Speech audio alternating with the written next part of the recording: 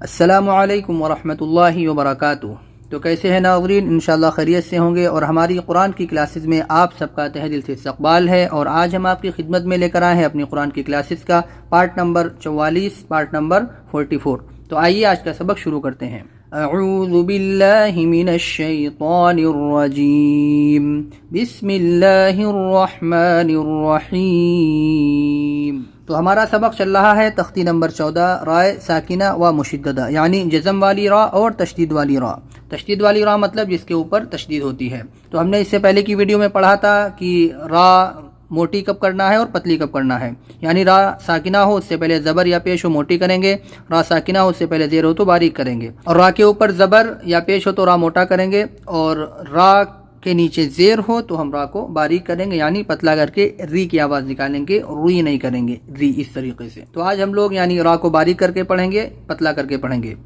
حمزہ پیش او، میم را زیر میر، امیر، تا پیش تو، امیر تو، دیکھیے مر مر نہیں ہوگا، مر، امیر تو، میم نون پیش من، ہا زبر ہا، من ہا، میم را زیر میر، منہمر، واو صاد زبر وس، بارا زیر بیر، وس بیر، وس بیر، اور یہ الف بیچ میں نہیں پڑھیں گے، جزم ہے تو ہم ملا دیں گے ڈائریکٹلی واو سے۔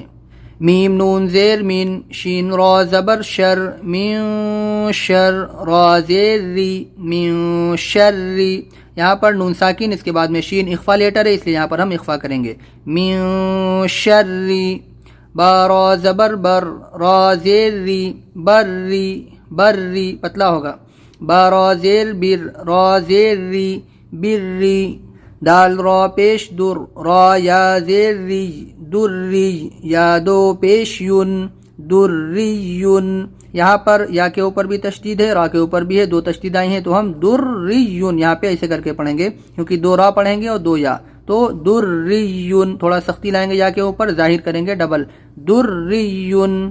میم سین پیش مس، تا زبر تا، مستا، میم را زیر میر، مستمر، را دو زیر رین، مستمرین، ذال را پیش ذر، را یا زیر ری، ذری، یا زبر یا، ذریہ، تا دو زبر تن، ذریتن، تا پیش تو، حا را زبر حر، تو حر، را زیر ری، تو حری، میم پیش مو، تو حریمو، یہاں پر بھی ذریتن یا پر تشدید ہے تو ہم یہاں پہ یا کو سختی سے ادا کریں گے، ذریتن۔ امرت، منہمر، وصبر، من شری، بری، بری، دریون، مستمر، ذریتن، تحرم۔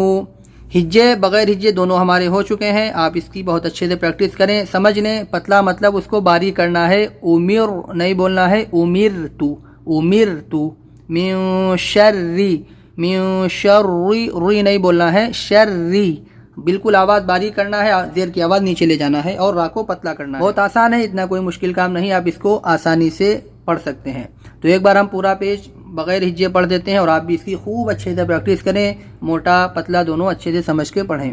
ارسلنا قرآن یغررک ربما رؤوف مستقر مرة بر رب ارجعونی ام ارتابوا ارجعی فرقة مرصادا قرطاس امرت منہمر واصبر من شر بری بری دری مستمر ذریة تحرم۔ یہاں پر جتنی بھی جزم والی راہ ہیں اس سے پہلے جو زیر ہے وہ اسی ہی یعنی لفظ میں ہے، اسی کلمہ میں ہے، الگ نہیں ہے کہیں پہ۔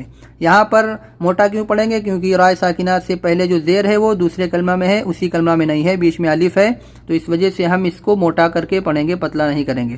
جب زیر اسی کلمہ میں ہوگی تبھی ہم اس کو جو ہے باریک کریں گے، تو یہاں پر بھی اسی کلمہ میں نہیں تو ہم اس کو موٹا کریں گے۔ امر، ام عربی میں الگ ایک لفظ ہے اور یہ ارتابو الگ ہے، تو اس وجہ سے اس کو ہم دو لفظوں میں جو اس کو ہم بیچ میں جوڑ رہے ہیں تو اس وجہ سے ہم اس کو جو ہے موٹا کر کے پڑھیں گے، پتلا نہیں کریں گے۔